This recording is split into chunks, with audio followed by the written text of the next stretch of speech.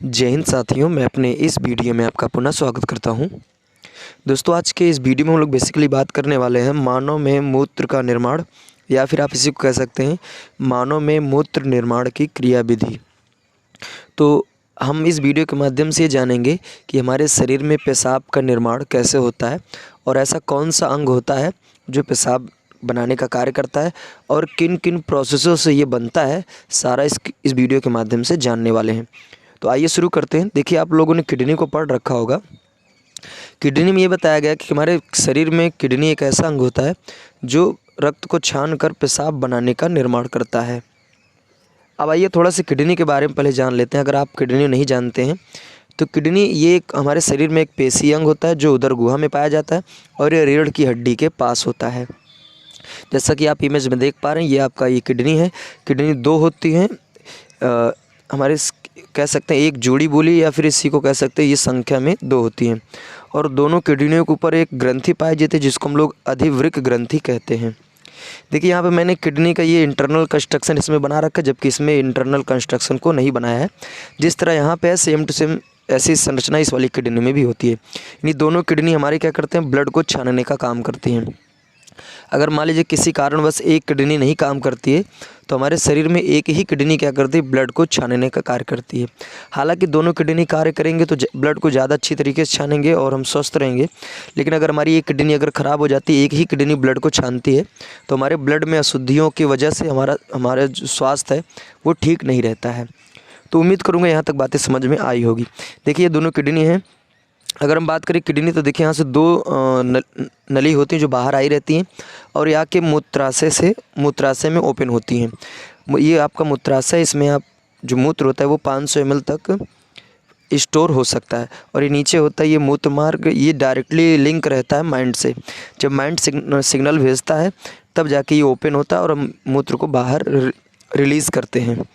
देखिए, ये सिग्नल कैसे मिलता है, माइंड जब यहाँ पे ज़्यादा स्टोर हो जाता है ना तो हमें फीलिंग आती है मूत्र की, तो ये फिर माइंड क्या करता है, मूत्र मार्ग को सिग्नल करता है कि अब ओपन होइए।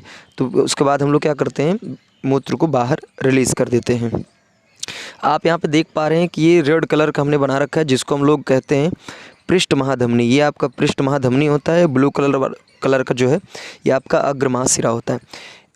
पृष्ठ महाधमनी से ये जो नली होती है जो अंदर की ओर यानी गुर्दे के अंदर में जाती है, इसको हम लोग कहते हैं वृक्क धमनी। और ये जो ब्लू कलर यानी जो आपका अग्र महाशिरा है, यहाँ से भी देखिए, इसमें भी और इसमें भी, दोनों में, इसका भी इसमें और इसमें दोनों में जाएगा और ये यहाँ से भी दोनों में जाएगा। ठीक है, तो ये जो पृष्ठ महाधमनी से जो अंदर जा रहा है ये किडनी में, इसको हम लोग वृक्क धमनी कहेंगे। और अग्र महाशिरा से जो ये नली अंदर की ओर किडनी में जा रही हैं, इनको हम लोग वृक्क शिरा के नाम से जानते हैं। तो उम्मीद करूँगा ये इतनी बातें आपको समझ में आ गई होगी।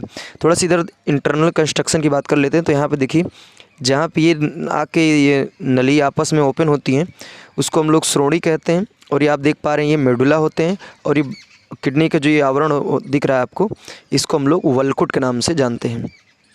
देखिए, जो किडनी होती है, अगर हम बात करें किडनी की जो सबसे छोटी इकाई, देखिए इकाई का मतलब कि कहने का मतलब इसका सबसे छोटा हिस्सा, यानी कहने का मतलब सबसे छोटा मेन हिस्सा जिससे ये चीज़ बना। जैसे हमारा घर होता है तो घर में जो सबसे मेन हिस्सा होता है वो होता है ईंट। तो हम कह सकते हैं घर की इकाई जो होती है, कमरे की इकाई ईंट होती है। ठीक उसी तरह अगर बात करें, जैसे हमारे शरीर में छोटी इकाई कोशिकाएँ होती हैं, ठीक उसी तरह किडनियों में क्या होता है, छोटी इकाई होती है जिनको हम लोग नेफ्रॉन के नाम से जानते हैं। और ये हमारे किडनी में लाखों की संख्या में होते हैं। लगभग दोनों किडनी में मिला के लगभग 8 लाख के करीब ये होते हैं। आइए पहले हम लोग बात कर लेते हैं नेफ्रॉन। तो देखिए, आप इमेज में आप देख पा रहे हैं ये नेफ्रॉन मैंने बना रखा है। हालांकि जब आप माइक्रोस्कोप से जूम करके देखेंगे तो आपको इस तरह की संरचना देखने को मिलती है। इसमें बेसिकली दो पार्ट्स होते हैं जो मेन काम करते हैं, एक होता है ग्लोमेरुलस और एक होता है वोमेन संपुट।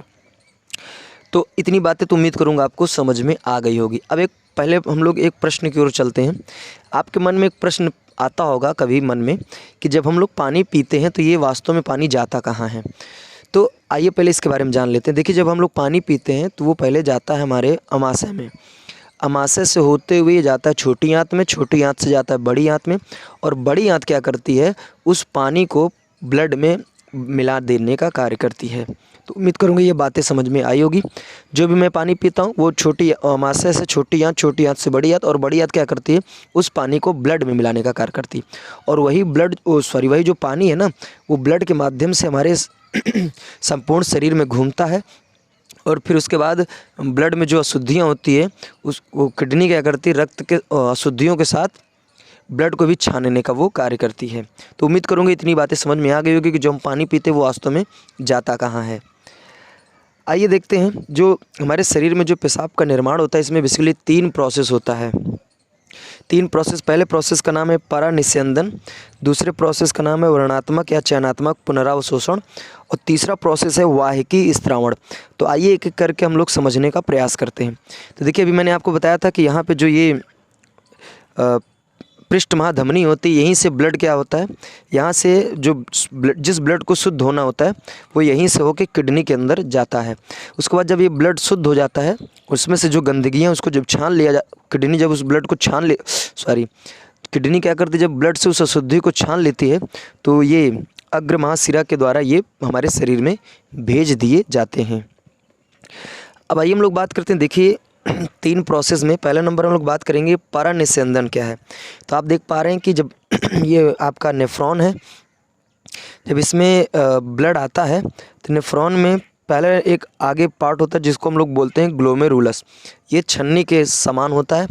जब यहाँ से केशिकाओं के माध्यम से ब्लड आता है तो ये क्या करता है, जो ब्लड में अशुद्धियाँ होती हैं उनको छान के साइड कर देता है, और जो शुद्ध रक्त होता है उसको पुनः भेज देता है। तो इस क्रिया को हम लोग कहते हैं परानिस्यंदन। तो परानिस्यंदन का मतलब ये इस अंग्रेजी में बोलते हैं अल्ट्रा फिल्ट्रेशन। इसमें क्या होता है कि नेफ्रॉन में एक संरचना होती है जिसको हम लोग बोलते हैं ग्लोमेरुलस, ये छन्नी का काम करता है। ये क्या करता है, ब्लड में से अशुद्धियों को छान के साइड में कर देता है, और इसी क्रिया को हम लोग कहते हैं परानिस्यंदन। दूसरा नंबर बात करते हैं वर्णात्मक या चयनात्मक पुनरावशोषण क्या है। तो देखिए, होता ये है कि जब ये ग्लोमेरुलस है, ये ब्लड में से अशुद्धियों को छानता, ये साथ ही साथ कुछ शुद्ध पदार्थों को भी ये छान देता है। तो जो अशुद्ध पदार्थों के साथ साथ जो शुद्ध पदार्थ जो छने थे, वो क्या करता है, ये जो यहाँ पे होता है वोमेन संपुट, ये क्या करता है, वोमेन संपुट पुनः उन शुद्ध पदार्थों को ब्लड में मिला देने का काम करता है। तो इस क्रिया को हम लोग कहते हैं वर्णात्मक या चयनात्मक पुनरावशोषण, जिसको अंग्रेजी में बोलते हैं सेलेक्टिव रीअब्जॉर्प्शन। यानी कहने का मतलब, अशुद्ध पदार्थों के साथ जो शुद्ध पदार्थ छन के चले गए थे, वोमेन संपुट के द्वारा उसको पुनः ब्लड में मिलाने की जो क्रिया है वो आपका ये चयनात्मक पुनरावशोषण कहलाता है। अब आपके मन में एक प्रश्न ये आ रहा होगा कि जब ये छानता है तो ब्लड में से कौन कौन से पार्टिकल्स होते हैं जिनको ये छानने का काम करता है, कौन कौन से भाग होते हैं। तो देखिए, जैसे जो ये ग्लोमेरुलस है, ये ब्लड में से यूरिक अम्ल को, यूरिया, जल, लवण, प्रोटीन, ग्लूकोज, विटामिन, इतनी चीज़ों को ये छानने का काम करता है। अब इसमें से इतनी चीज़ों को तो छान देता है, इसमें से बहुत सी चीज़ें जो होती हैं हमारे शरीर के लिए लाभकारी होती हैं, जैसे यूरिक अम्ल है, जल है, लवण है, प्रोटीन, ग्लूकोज, विटामिन, ये सारी चीज़ें हमारे शरीर के लिए लाभकारी होती हैं। तो जो वेस्ट होते हैं उनको क्या करता है, साइड में कर देते हैं ये नेफ्रॉन। बाकी जो काम के होते हैं उनको पुनः ब्लड में मिला देने का काम करते हैं। जैसे यूरिक अम्ल काम का होता है, जल काम का होता है, लवण, प्रोटीन, ग्लूकोज, विटामिन, ये सब हमारे शरीर के लिए काम के होते हैं। इनको क्या करते हैं, वोमेन संपुट पुनः उनको ब्लड में मिलाने का काम करता है।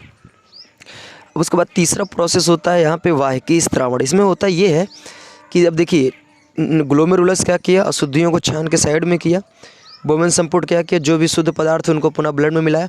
अब देखिए, जो यहाँ पे अशुद्ध पदार्थ बचे वो नेफ्रॉन क्या करता है, फिर यहाँ से ऐसे भेज देता है, फिर ये जाके ये मूत्रवाहिनी जो होती है यहाँ से होते हुए आपके ये मूत्राशय में आके, यानी कहने का मतलब जो भी जैसे गंदगियाँ छनी थी उसमें जल भी होता है, यूरिक अम्ल भी होता है, प्रोटीन भी होता है, ग्लूकोज भी होता है, लवण भी होता है। तो इसमें जो काम के नहीं होते हैं वो सारे लोग आके पेशाब भी कह सकते हैं, इसी को हम लोग पेशाब भी कह सकते हैं।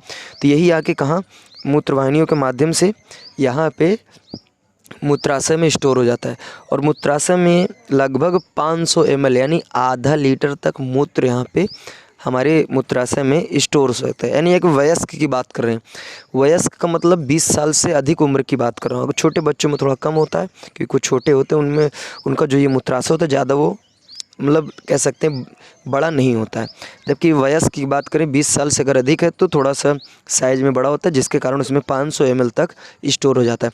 जब इसमें पूरी तरह से भर जाता है तो ये सीधा मैसेज करता है माइंड को। फिर माइंड क्या करती है, माइंड मूत्रमार्ग को सिग्नल देती है, जिसके माध्यम से ओपन होता है और हम इसको बाहर रिलीज़ करते हैं। तो उम्मीद करूँगा दोस्तों यहाँ तक बातें आपको अच्छी तरीके से समझ में आ गई होगी। अब दोस्तों दीजिए इजाज़त, इसी तरह मिलेंगे अगले वीडियो में। तब तक के लिए जय हिंद, वंदे मातरम।